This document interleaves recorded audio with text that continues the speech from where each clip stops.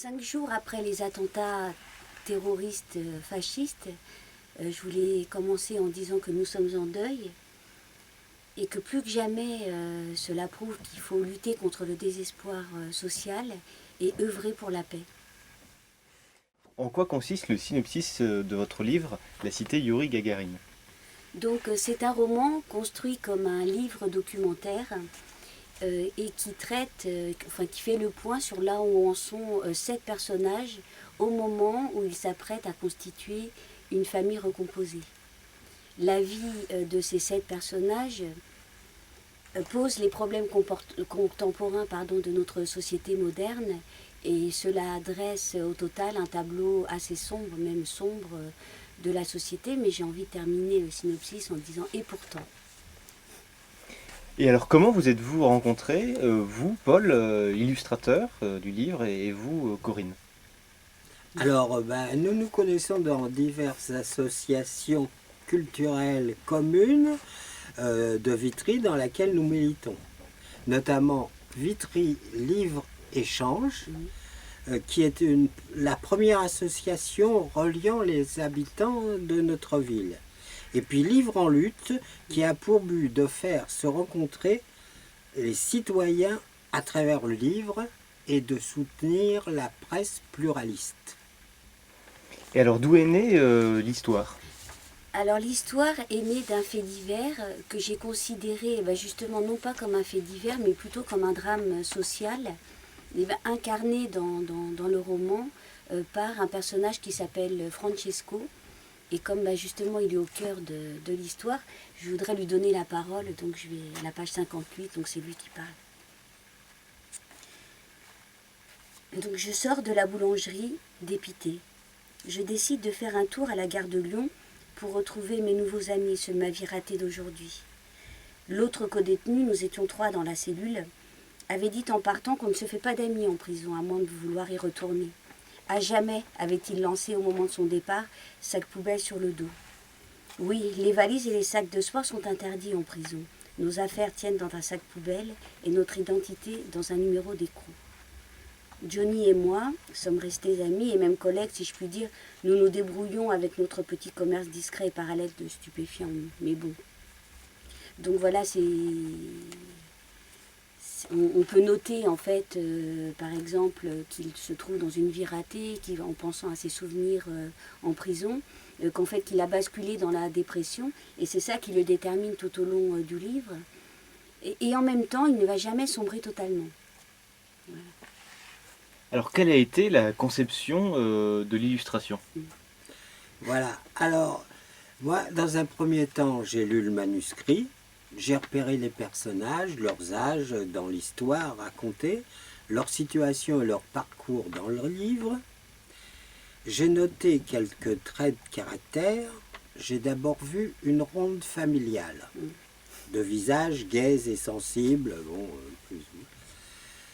Pour réaliser les collages, comme je l'ai déjà fait, j'ai cherché dans ma compilation des images adaptées pour les assembler, à partir de critères personnels, bien sûr, contraste, couleur, forme. Malgré la contrainte du temps, j'ai proposé plusieurs esquisses à l'auteur. Je voyais 7 cartes personnages. Mais l'idée de ronde est finalement restée, même si elle n'est pas très apparente. Alors est-ce que selon vous, Corinne, elle incarne justement les personnages du livre? Je me permets de prendre l'illustration du coup. Eh bien, au moment de l'écriture, j'avais l'impression qu'une nouvelle famille était en train de naître. Je m'étais attachée à mes personnages et j'étais contrariée un peu par ce qui leur arrivait. Et en fait, quand Paul m'a présenté l'illustration, j'ai été frappée de voir à quel point maintenant les personnages avaient une incarnation graphique. Par exemple, j'ai reconnu Alexandre. Donc Alexandre, dans l'histoire, a un rôle important. C'est lui qui apporte un fil directeur et qui fait que les choses arrivent à se lier. Et donc il est un peu en dehors et en dedans de cette famille recomposée. Et donc on le voit graphiquement ici, un petit peu au-dessus, un petit peu en amont, et apportant un éclairage bienveillant et aussi lumineux qui permet de comprendre là où en sont les gens. Et donc voilà, c'est ce qui transparaît là. Donc là, j'ai bien reconnu Alexandre. Et puis à l'inverse, évidemment, j'ai retrouvé Francesco, qui est totalement plongé dans le noir, donc on voit qu'il est un peu dans la dépression, et qu'il est tenté de sortir du cadre, un petit peu de la société, comme on le ressent aussi dans le livre, mais qui est toujours retenu par ces 2 points lumineux, les ampoules allumées. Peut-être ce sont ses enfants, je ne sais pas.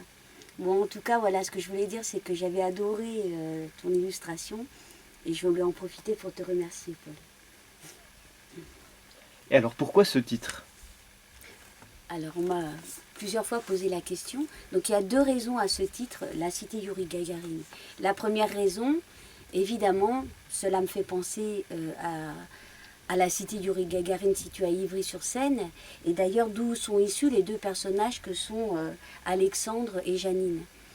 Et aussi, ça me fait penser à une ville populaire de tradition communiste. Et ce fait-là génère en fait de la solidarité, une pratique de fraternité. Et c'est ce qui fait que finalement, même quand tout va mal, bon, les choses peuvent s'arranger parce qu'il y a du lien social. Et il y a cette solidarité, pardon. Et donc ça, c'est la première raison. Et la deuxième raison, il y a la cité, puis il y a aussi Yuri Gagarin. Et donc... quand il a conscience, quand il dit avoir conscience que quand il fait un petit pas pour l'homme, eh bien c'est un grand pas pour l'humanité.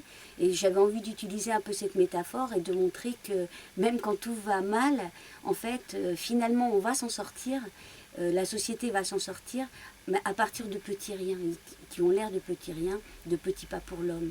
Donc ça, c'était voilà la deuxième raison qui justifie le titre. Et je crois que Paul, tu voulais ajouter quelque chose Alors, moi j'ai une anecdote pour terminer. Donc, une amie, Catherine, était enfant en 64. Quand elle a suivi Yuri Gagarin en visite à Ivry et à Vitry, lors d'un dépôt de gerbes où un arbre a été planté, pour montrer l'attachement des habitants à la conquête spatiale. Signe de paix.